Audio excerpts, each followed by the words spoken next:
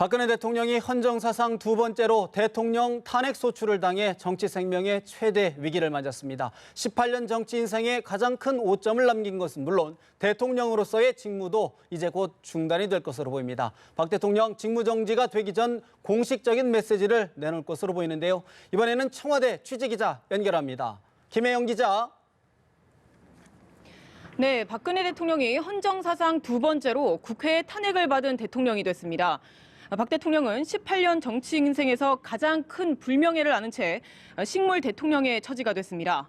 박 대통령은 청와대 집무실에서 직접 국회 표결 상황을 지켜본 것으로 알려졌는데요. 자신의 운명이 갈리는 순간을 TV로 지켜본 박 대통령은 이제 곧 공식 입장도 표명할 예정입니다. 박 대통령이 직무가 정지되기 전 육성 메시지를 발신하지 않겠느냐는 전망이 유력하게 나왔었는데요. 박 대통령의 직무가 정지되는 시점은 탄핵소추 의결서를 국회로부터 전달받는 시점입니다. 이 시점이 오기 전인 오후 5시에 박 대통령은 국무위원 간담회를 주재하기로 했습니다. 이 자리에서 육성 메시지를 낼 것으로 보이는데요. 일단 국무위원들에게 탄핵이라는 초유의 상황에도 흔들림 없이 국정을 잘 챙겨달라는 당부의 메시지를 전할 것으로 예상됩니다. 아울러 탄핵 가결을 엄중히 받아들이고 국민들에게 사죄의 메시지도 내놓을 것으로 전망됩니다. 곧 박 대통령의 직무가 정지되면 국정은 황교안 총리 권한대행 체제로 전환됩니다.